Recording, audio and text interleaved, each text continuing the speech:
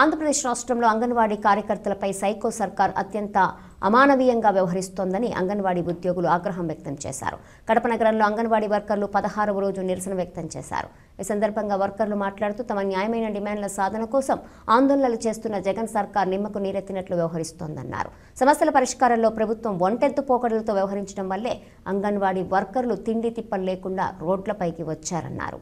అంగన్వాడీల సమస్యలు పరిష్కారం చేయాలని ఈ నెల 12వ తేదీ నుంచి మేము సమ్మెలో ఉన్నాము. ఈ రోజుకు 16వ రోజు.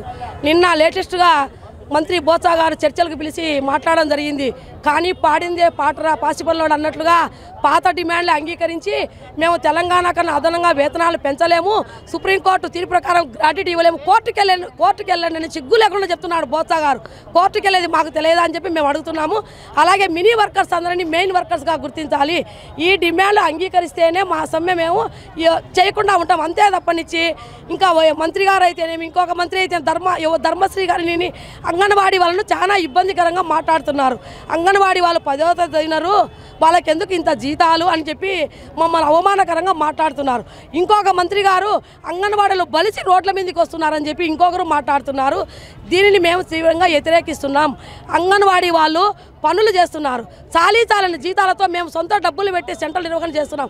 మా కడుపు నింపుకుండేదనుకు మా కుటుంబాల బాధ్యత కోసం నిర్వహణ కోసం జీతాలు పెంచండి మేము ఎండనక వాననక రోడ్ల మీదకి వచ్చి పోరాటాలు ఉద్యమాలు చేస్తా అంటే ఈ వైఎస్ఆర్పీ నాయకులు ఈ విధంగా మాట్లాడడం చాలా సిగ్గుచేటు. అయితే ఇంకొక రకంగా బెదిరిస్తుంది రాష్ట్ర ప్రభుత్వం. మేము అదరం బెదరం అంగన్వాడీల జీతాలు పెంచేటంత వరకు ఈ సమ్మె కొనసాగుతుంది. మీరు భయపడండి, రాబోయేటువంటి కాలంలో మీరు జైలుకి వెళ్తారో ప్రతిపక్ష స్థానంలో ఉంటారో మీరు వైఎస్ఆర్పీ నాయకులందరూ అని మేము అంగన్వాడీ యూనియన్గా మీకు హెచ్చరిస్తున్నాం. వెంటనే మా డిమాండ్లు పరిష్కారం చేయాలి, లేకపోతే ఈ పోరాటం ఆగదు, తగ్గేదే లేదు. మా సమస్యలు పరిష్కరించాలి. ప్రత్యామ్నాయం చేస్తామని చెప్పి బోత్సా గారు అంటున్నారు.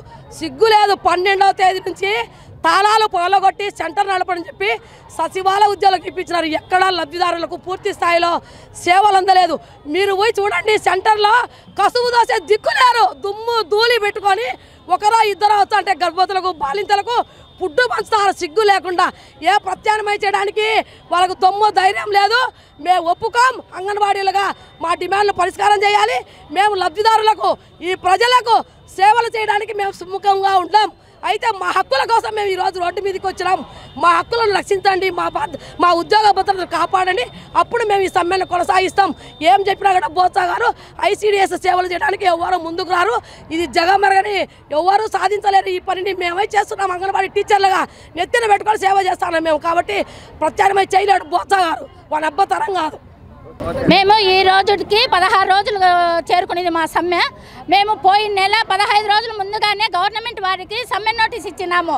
అయ్యా మేము డిసెంబర్ 8వ తారీఖున సమ్మెలేకపోతా ఉన్నాము. సుప్రీంకోర్టు తీర్పు నువ్వు కానీ అమలు చేయకపోతే మేము సమ్మెలేక దిగిపోతామని చెప్పేసి మేము గవర్నమెంట్ వారికి నోటీస్ ఇచ్చినాము. ఈ నోటీస్ ఇస్తే జగన్ గారికి, ముఖ్యమంత్రి జగన్కు తెలీదా?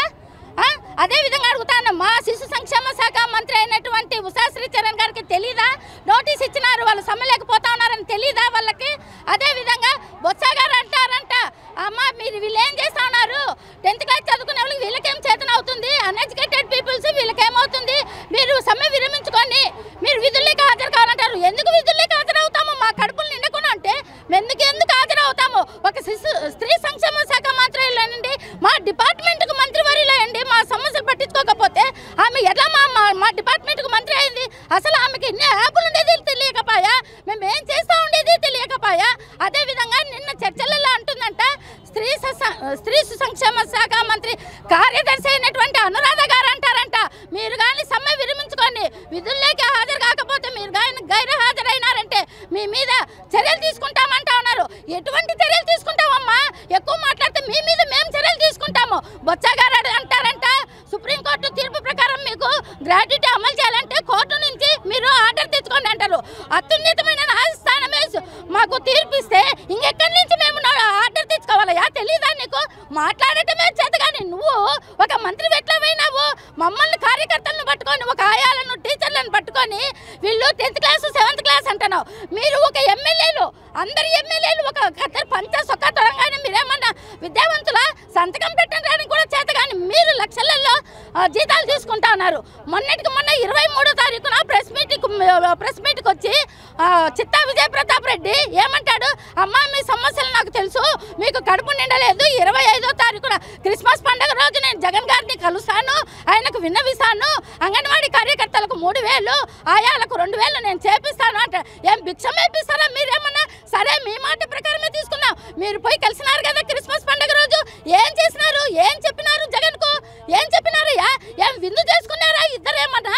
బాగా విందు చేసుకొని దిక్కు తెలియకుండా కడుపు నిండిపోయి పడిపోయినారా ఏమన్నా? ఏమయ్యా మమ్మల్ని బొబ్బిలి ఎమ్మెల్యే అంటారంటే చిన్నప్ప నాయుడు గారు ఒళ్ళు బలిసి రోడ్లకు ఎక్కినారు అంగన్వాడీ కార్యకర్త. మేము కాదయ్యా ఒళ్ళు బలిసి రోడ్లకు ఎక్కింది, మీరు ఒళ్ళు బలిసి పట్టు పరుపుల పైన సుఖాన్ని అనుభవిస్తూ ఉండేది మీరు మా సొమ్ములతో. మేము ఈరోజు మీడియా ముఖంగా చెప్తా ఉన్నాము, మీకు దమ్ము ధైర్యం ఉంటే మాకు కానీ సుప్రీంకోర్టు తీర్పు ప్రకారము గౌరవ వేతనం 26,000 గ్రాడ్యుయేట్ కానీ అమలు చేయకపోతే ఈ సమ్మెను ఇంకా ఉధృతం చేస్తామని మేము మీడియా ముఖంగా మేము హెచ్చరిస్తాం.